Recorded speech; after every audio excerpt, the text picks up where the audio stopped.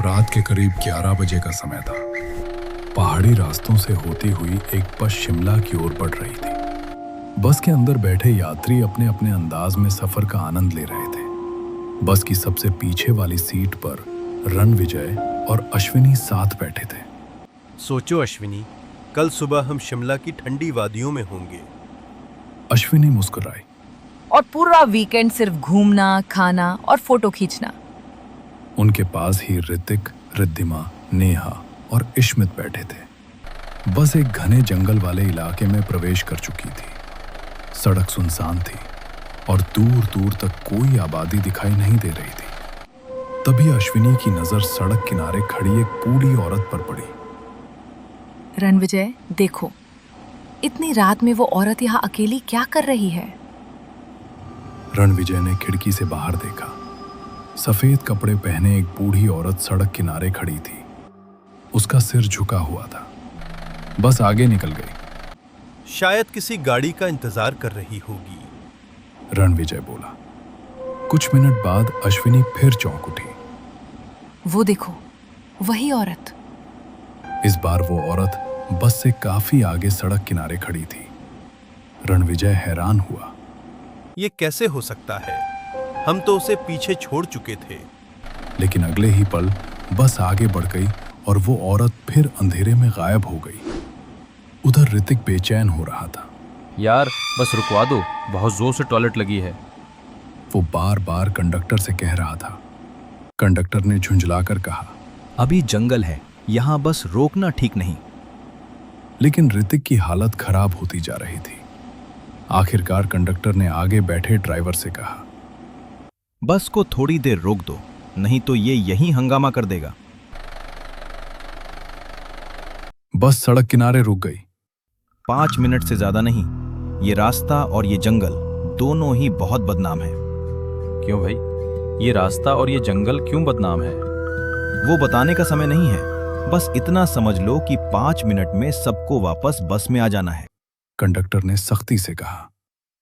ऋतिक सबसे पहले नीचे उतरा। उसके पीछे रणविजय, अश्विनी, रिद्धिमा, नेहा और इश्मित भी उतर गए। जंगल की ठंडी हवा चल रही थी, जो पूरे बदन में कांटे की तरह चुभ रही थी।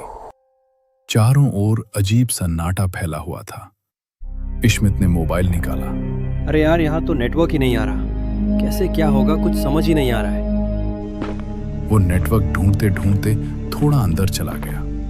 उधर ऋतिक दूसरी दिशा में चला गया। कुछ देर बाद सभी को वापस बस की तरफ लौटना था, लेकिन तभी इश्मित को पीछे से एक आवाज सुनाई दी। इश्मित। वो मुड़ा।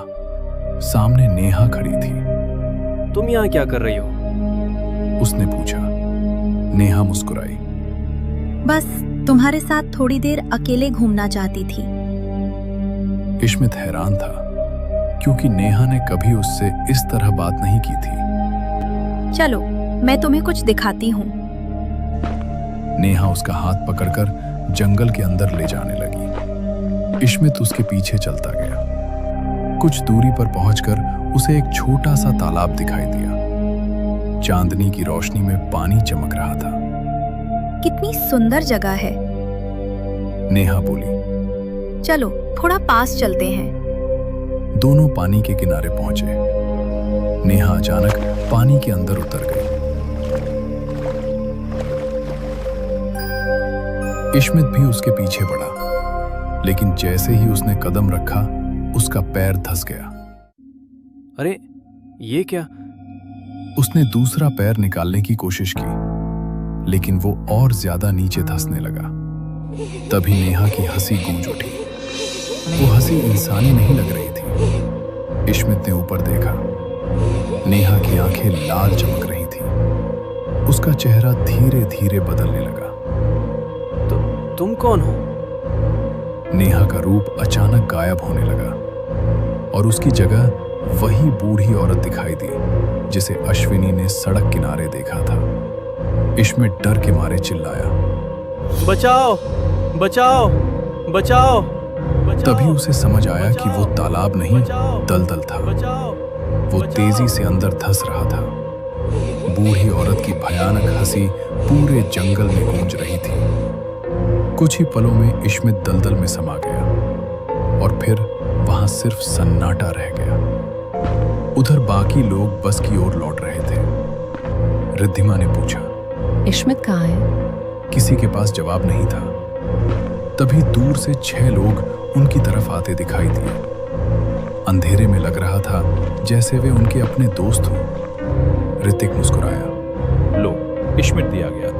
सभी लोग बस में चढ़ गए। ड्राइवर ने बस आगे बढ़ा दी, लेकिन कुछ मिनट बाद बस के अंदर अजीब माहौल हो गया। जो लोग अभी अभी चढ़े थे वे बिल्कुल चुप बैठे थे। उनके चेहरे पर कोई भाव नहीं था। अचानक उनमें से एक हंसने लगा, फिर दूसरा, फिर तीसरा।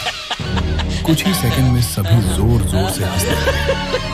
पूरी बस उनकी डरावनी हंसी से गूंज उठी। यात्रियों ने घबराकर उनकी तरफ देखा। उनके चेहरे इंसानों जैसे नहीं रहे थे। आंखें पूरी काली हो चुकी थी। मुंह असामान्य रूप से फैल गया था। अश्विनी चीख उठी।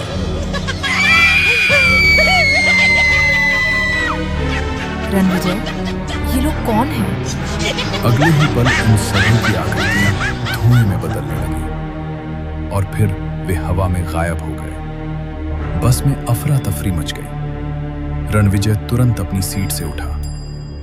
ड्राइवर साहब, बस मत रोकना। हमारे दोस्त वापस नहीं आए थे। जो लोग बस में चढ़े थे वो कुछ और थे। ड्राइवर के चेहरे का रंग उड़ गया। उसने एक्सीलेटर पूरी ताकत से दबा दिया। बस जंगल से बाहर निकलने के लिए तेज रफ्तार से दौड़ने लगी। पीछे खिड़की से अश्विनी ने आखिरी बार बाहर देखा। सड़क किनारे वही बूढ़ी औरत खड़ी थी। इस बार उसके चेहरे पर एक डरावनी मुस्कान थी। उसने धीरे धीरे अपना हाथ बस की ओर उठाया और फिर अंधेरे में गायब हो गई। उस रात के बाद इश्मित कभी नहीं मिला, लेकिन आज भी उस जंगल से गुजरने वाले कई ड्राइवर दावा करते हैं कि आधी रात के बाद सड़क किनारे एक बूढ़ी औरत दिखाई देती है और जो भी उसकी मुस्कान के पीछे चल पड़ता है वो कभी वापस नहीं लौटता।